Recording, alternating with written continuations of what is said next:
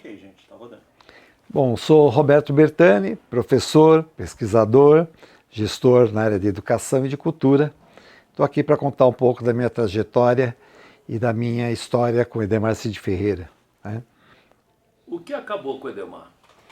Eu acho que um pouco da empolgação dele, né? Eu me lembro, Edemar era alguém que te estimulava demais, provocava demais, mas tinha um defeito, era apaixonado por arte. E essa paixão por arte fez com que talvez ele não tivesse dado atenção devida, na minha opinião, a algumas operações das empresas que ele administrava. Me lembro de histórias com Edemar, eu ainda como diretor, de que alguns outros colegas dependiam de aprovação, discussões com ele acerca de negócios da própria instituição, e nós ficávamos às vezes 1, 2, 3 horas discutindo arte, né? E os negócios ali um pouco ao lado naquele momento. De certa forma, a paixão dele por arte, o envolvimento, a intenção dele de empreender em arte e cultura começou a tomar boa parte do seu tempo, de um tempo que ele precisava se dividir entre a paixão dele também e os negócios. Eu acho que isso foi comprometendo, uma vez que ele deveria, talvez, estar acompanhando um pouco mais as outras operações. Mas eles falam que foi justamente o contrário, que ele entendia a arte não pela arte em si, ou porque ele gostava de arte, ou porque era um entendido em arte. Ele considerava a arte, as exposições e todo o movimento que ele fez como uma forma de expandir o banco. Sim, mas de fato ele não inventou a roda, porque todos os grandes empresários, os mecenas, fizeram isso. A arte sempre foi, a arte em si é uma forma de política. E a arte como instrumento da política também, por mais que a gente não queira ver dessa forma, ela serve nesses momentos. Uma maneira de demonstrar poder, uma maneira de você ter privilégios, de você poder ter algum tipo de prestígio. E arte, e principalmente arte, o investimento na área da cultura, de uma instituição ou de um empresário, abre muitas portas, cria muitas conexões. O Edemar era um grande em relações públicas. O Edemar se tornou um grande conhecedor de arte e de história, principalmente. E ele soube juntar essas duas grandes atividades em prol dos seus negócios e de si mesmo. Ele tinha essa necessidade de se destacar. E a arte foi uma maneira dele se destacar nesse meio, de gerar reconhecimento, de trazer os privilégios, e de alguma forma de demonstração de poder. Não por aquilo que ele acumulava ou acumulou ao longo da sua história enquanto colecionador, mas também das pessoas que ele acumulou no seu entorno, pessoas que de alguma forma trabalhavam envolvidas e tinham sua própria renda através da produção da cultura, da gestão da cultura, de coleções ou comércio de artes. Então, esse elemento central dentro desse campo, que motivava esses atores todos a verem valor naquilo que Edemar propunha e também algum tipo de retorno e de receita para si mesmos, seja algum tipo de patrimônio que você acumularia das relações sociais ou das relações econômicas que eram geradas, Edemar era a força motriz disso tudo. Então, na minha opinião, não era uma pessoa fácil, aliás, uma pessoa dificílima de lidar, mas que te dava a possibilidade de criar coisas inexplicáveis, de realizar muito. E, nesse sentido, você tem que ter como elemento dentro desse processo, da aceleração desse processo, alguém que é um pouco fora da curva. Porque senão você fica no ritmo normal, numa vida normal. Se tem uma coisa que era impossível ter junto ao Edemar, era uma vida normal. Porque nós éramos 100% à disposição dele, nós, a equipe toda, independente do status que você tinha, mas ele era alguém que te provocava o tempo todo, que a gente às vezes ficava se sentindo, o que é que eu estou fazendo aqui? E no outro dia você agradecia por estar lá, porque você via o que ele te possibilitava realizar. Então, assim, a minha relação com ele, várias vezes foi de estresse. Fui várias vezes demitido pelo Edemar e várias vezes reconduzido aos projetos, porque era momento de estresse, momento de impulso, e a gente vai acostumando, né?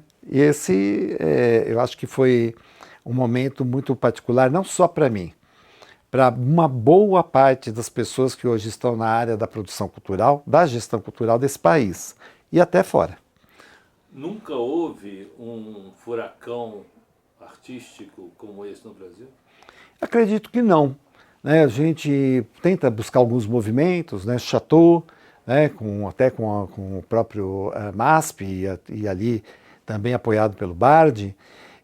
Até acho que em alguns momentos o Edemar se espelhava um pouco, né, nesse perfil, né, de personalidade que também foi um marco para a história, né? Como o Titilo, como o Chateau, como Edemar. É impossível dizer que Edemar não foi fundamental para posicionar o Brasil e a cultura brasileira, a produção cultural brasileira no cenário internacional. Ele foi, na verdade, alguém que provocou, ele criou um processo que a gente chama de desnatamento. Você tinha uma sociedade acomodada, empresários acomodados e um rito, né, de exposições, de produção cultural bastante calculado, bastante planejado, com muita calma e pouquíssimo recurso. Aí surge um Edemar que vai provocar a mudança da agenda da Bienal, que vai encontrar uma série de inimigos e vai aproveitar um momento que é um marco da história do Brasil, que são os 500 anos, e resolver fazer uma exposição que é a princípio insana, ocupando todo o Parque do Ibirapuera e os aparelhos culturais do parque com uma exposição que retratasse esse período. E colocou a mão na massa, com muitos inimigos, com alguns poucos amigos, e acabou conduzindo essa ideia. Um sonho. Um sonho que, a princípio, gerou um processo urgente de profissionalização do meio. Por quê? Porque não existia mão de obra nesse país qualificada para lidar com uma exposição de tamanho e envergadura. Então, para se fazer Brasil 500 anos, não bastava ter a vontade ou os recursos. Precisava-se ter garantias aos emprestadores de obras, garantias às instituições, garantias à sociedade. E essa garantia era sustentada por uma série de profissionais que formassem outros profissionais para poder trabalhar com tamanho e envergadura de exposição. Então, alguns especialistas restauradores formaram outros restauradores. Para se fazer uma amostra desse tamanho, você precisou ter uma fábrica de restauradores. Você teve que ter uma dezena de curadores e de especialistas, né, e de cenógrafos, e de arquitetos, iluminadores. O país não tinha isso. Tinha, mas não preparado para a área da cultura. E não tudo ao mesmo tempo. Esse é o problema. Você tinha mão de obra, alguns poucos especialistas, mas todos ao mesmo tempo, para cumprir uma data, que era uma data, né, marcada, de um momento que ele toma a decisão até que aquilo se realize, e ainda não tendo todo mundo apoiando, era algo que realmente ia movimentar esse mercado. Né? E esse processo aconteceu de forma muito rápida. É claro que eu não tenho aqui exatamente as datas, mas o processo que se estendeu foi qualificando cada vez mais pessoas para elas formarem outras pessoas, e isso, inclusive, interferiu na forma de se pensar cultura e o respeito pelo profissional da produção cultural no Brasil. Porque depois que essa mostra traz ao Brasil os principais atores do cenário internacional, curadores, governantes, especialistas e etc., e vendo um projeto de tanta qualidade e de tanta competência, essas pessoas saíram daqui tendo certeza que nós tínhamos condições de receber qualquer exposição do mundo. E com isso, não só levaram consigo um olhar sobre o Brasil, que não era aquele olhar de um país que reproduzia a escola francesa, mas de um país que tinha diversidade, personalidade e qualidade. Se a gente tem um mercado de arte brasileiro hoje, se nós temos muitos desses artistas que estão aí hoje capilarizados pelo mundo, a gente se deve a 2000, a esse movimento que começa no ano 2000 com a Mostra de Redescobrimento, que depois vai se desdobrar em outros, né, módulos que vão andar pelo mundo todo. E melhor, com isso a gente também ganha respeito, ganha confiança e o mundo passa a emprestar para nós grandes exposições. é de fato um processo democrático.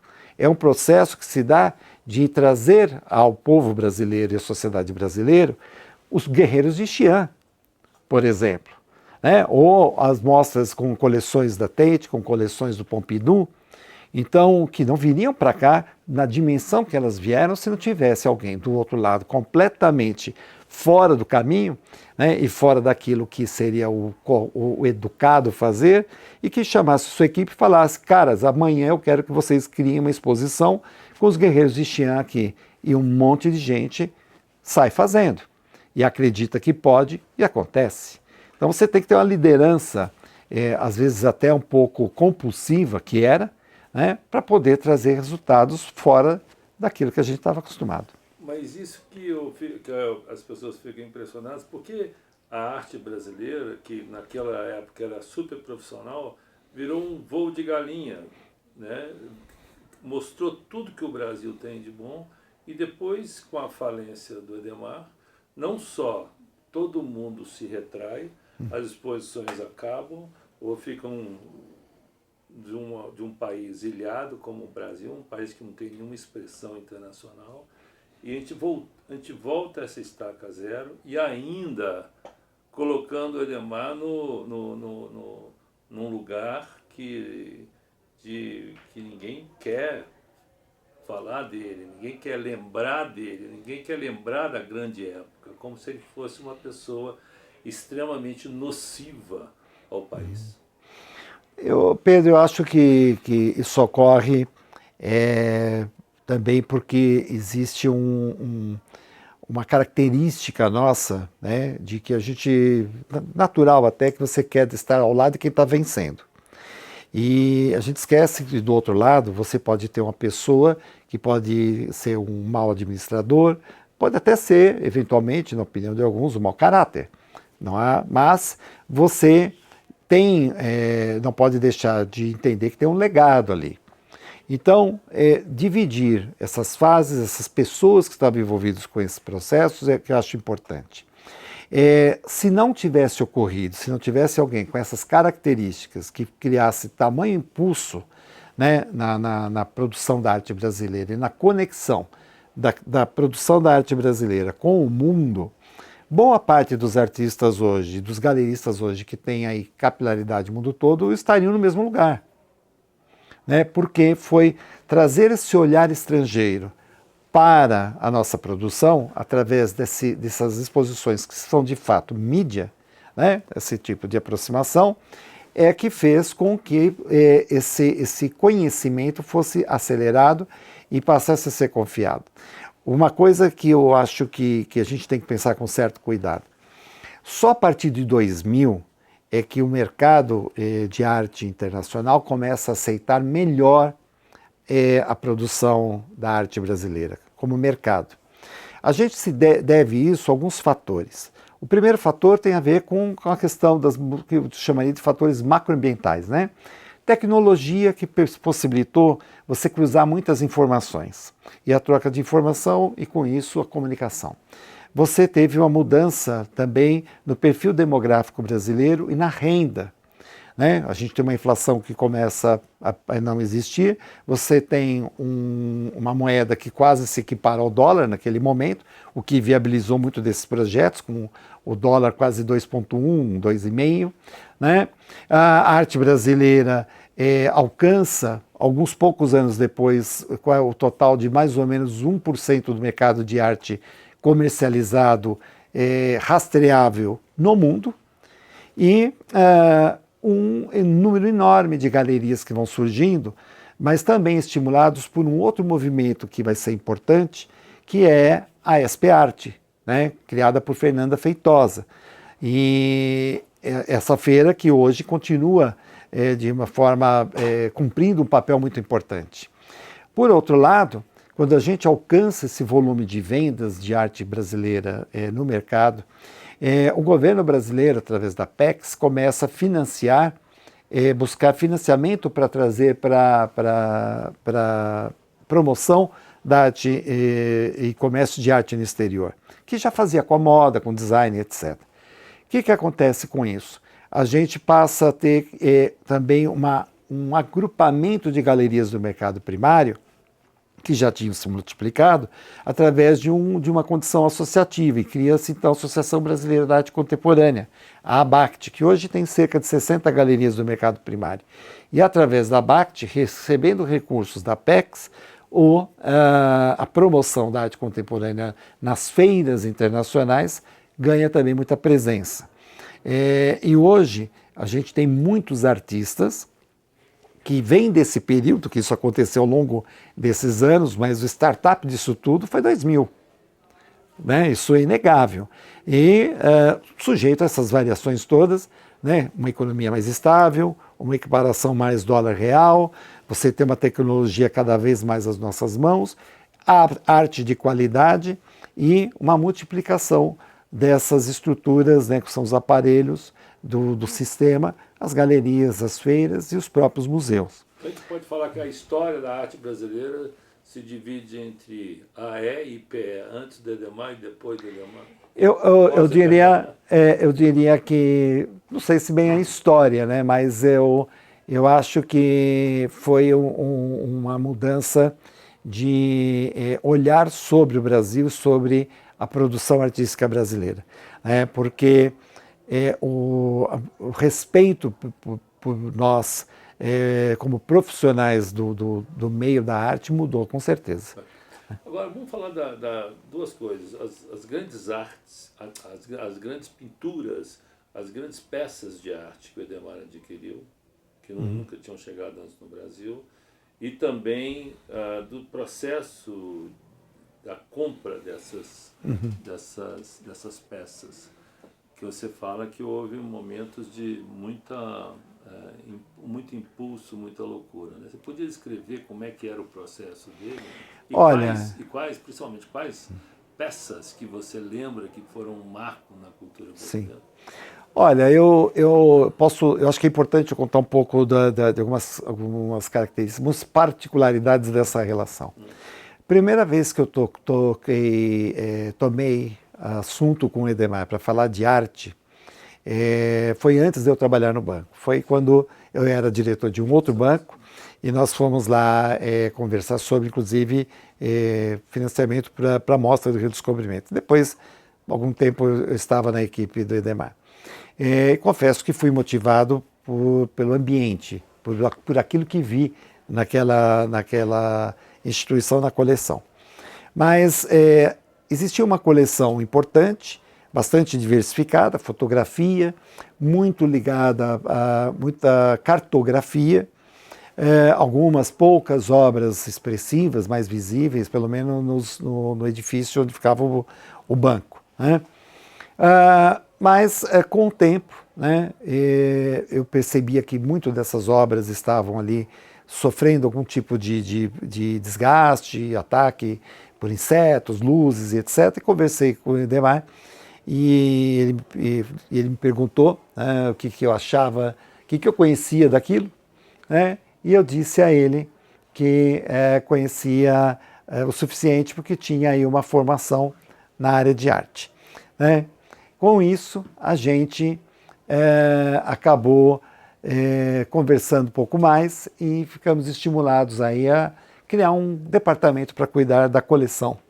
E esse departamento depois se transformou num Instituto Cultural e o Instituto passou a fazer toda a gestão da coleção. Talvez aí ele tenha percebido um parceiro ou alguém interessado dentro da instituição que pudesse dialogar mais sobre essas questões ligadas à sua coleção, à arte, etc. E essa pessoa fui eu, né? Naquele momento. Estou falando de ano 2000, que é parte aí do assunto que nós estamos tratando, mas eu entro para trabalhar no banco em 2000, mais no mês de junho de 2000. Né? Pouco depois de já ter aberto a Mostra do Redescobrimento, etc. E essa coleção não parou mais de crescer. Só que nós tomávamos um cuidado, porque o colecionador é, por natureza, um compulsivo. E Edemar não era um compulsivo, ele era 10 compulsivos. Porque ele queria tudo o tempo todo, porque ele via paixão, história, né, relação com aqueles objetos o tempo todo. E, às vezes, a gente precisa, nesse momento, de um olhar de especialistas, porque se tem uma coisa que o mercado, particularmente o mercado de arte, adora, é alguém que está usando mais a emoção do que a razão. E você sai comprando coisas, e às vezes coisas que muitas vezes ouvi falar da coleção de Edemar, que eu garanto que depois dessa equipe que nós montamos lá, duvido que nós tenhamos comprado coisas que não eram originais, mas antes eu não posso dizer, né? Mas a coleção foi crescendo. E uma vez que a equipe foi crescendo, o interesse foi crescendo mais ainda. Aí nós chegamos um momento em que a coleção já tinha expandido bastante, mas sempre sustentada, sim, por curadores, que os maiores nomes da cartografia do mundo, não estou falando do Brasil, mas no Rio de Janeiro tinha lá o almirante Max Justo Guedes, que era um grande especialista em cartografia, outros no exterior, né? Então eles passaram a opinar sobre a coleção de cartografia e outros especialistas também de São Paulo, sempre da área acadêmica. Sempre especialistas sustentados pela academia, não eram pessoas que estavam vocacionadas para o mercado ou que serviam ao mercado. Eram pessoas que serviam à educação, serviam à história e serviam à arte. E com isso se buscava o melhor para essa coleção. E a coleção de cartografia foi crescendo. E aí, de repente, da cartografia você começa a se deparar também com a fotografia. E da fotografia, outros especialistas, e nunca um, sempre 2 ou 3, para ver o que? Divergência. Para um dizer isso é bom, o outro é ruim, e ter ali uma conversa. Mas todas as conversas tinha uma pessoa que dominava o assunto e se preparava para essas conversas, que era o Edemar. O Edemar, isso eu digo tranquilamente, ele conhecia a coleção, ele estudava, ele dava nó em pingo d'água. Assim, mesmo professores, doutores, pós-doutores em determinado assunto, várias vezes eu vi o Edemar contestando alguns posicionamentos, porque ele tinha lido muito sobre aquele assunto. Seja na cartografia, seja na fotografia, da pintura, das artes, né, do impressionismo, ele era assim, voraz por informação, né, e tinha uma capacidade, uma inteligência que me assustava às vezes, né? Mas a coleção cresceu muito. E com isso, obviamente, a gente era muito procurado, né? Todo mundo queria vender coisa para a coleção. Então tinha que ter um filtro. Esse filtro eram os especialistas. Chegou um momento que você dizia o seguinte: você tem aqui, sendo curadores das várias áreas, né, que a gente tinha dentro da coleção. Então, olha, estão oferecendo essa peça para a coleção. Ela é uma boa peça, ela faz sentido para a coleção ou não? Se submetia o dossiê dessa obra para esses especialistas, eles diziam se era sim ou não. Eles raramente, ou quase nunca, nem eu mesmo, a gente às vezes sabia de valores envolvidos. Às vezes, obviamente, que isso vinha junto com a documentação. E uma vez decidido que aquilo era interessante para a coleção, era passado só essa posição para o Edemar, depois ele tomava as providências de compras e etc. O dinheiro não passava pela sua mão, de forma alguma. No sexto andar do banco, isso. Onde decidia se o dinheiro saía de lá. Né? Para nós, Pedro, era uma situação até confortável, né? O que me deixava bastante seguro e me deixa até hoje seguro, porque a nossa decisão era técnica, ela era sobre arte, ela nunca foi sobre o preço da arte, mas sobre o valor da arte, que são coisas distintas. Mas as 20 mil peças têm um valor que ele teve em um determinado momento, tinha um valor incalculável, né? Nessas 20 mil peças que eu cheguei a ver também, qual que é a pedra da lua, vamos dizer assim? Qual que é a coisa mais valiosa, 2 ou 3 exemplos de esculturas ou de pinturas ou de do setor cartográfico, o que for?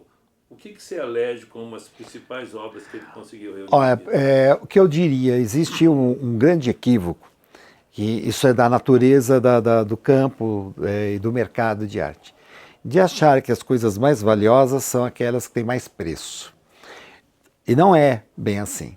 Às vezes elas são valiosas para a história, elas são valiosas para a educação, valiosas para a formação, e são irrecuperáveis e são insubstituíveis, mas não são comerciais. Né? Então, depende da perspectiva que a gente vai analisar. Mas eu, assim, se tem uma obra que foi, inclusive, motivo de várias questões que envolveram dramáticas aí com o Adhemar, e que eu achava bastante singular, era o Basquiat. Se você dissesse que obra do Adhemar você gostaria de ter para ficar o dia inteiro olhando para ela, eu diria era o Basquiat. Mas ele tinha outros inúmeros artistas, né? Artistas, inclusive, que produziram obras, né, com solute para a própria parede da casa do Adhemar. Então, a coleção ela não era só de objetos que você poderia transitar com os objetos. Tinham obras que foram feitas com um site específico, foram para aquela parede naquele lugar. Então, isso era um pouco dessa característica. Mas olha só, a coleção de fotografia era uma das mais importantes do país. E ele tinha uma coleção de documentos que eram originais, né, de fórmulas do Einstein. Só que se tomava cuidado com esse corpo de curadores e de especialistas, que essa minha equipe, que foi crescendo ao longo dos anos, chegou a ter 12 pessoas, museólogos, conservadores, etc., porque assim, não bastava ter uma fórmula X do Einstein no guardanapo que ele escreveu a fórmula. Tinha que ter a foto do Einstein, de um grande fotógrafo e vintage. A foto tinha que ser do dia ou do período da semana que ele escreveu aquela bendita fórmula. Né? E aí era o nosso dia a dia, que era magnífico. Você tinha um desafio todo dia. Chegava para trabalhar segunda-feira às 7 da manhã, sobre a minha mesa, o Kennedy, que era o segurança dele, já tinha deixado uma pilha de revistas e de livros e etc., e com um monte de post-it que era assim, vai atrás. E eu distribuía isso para a equipe e a gente ia atrás, pesquisando aquelas coisas.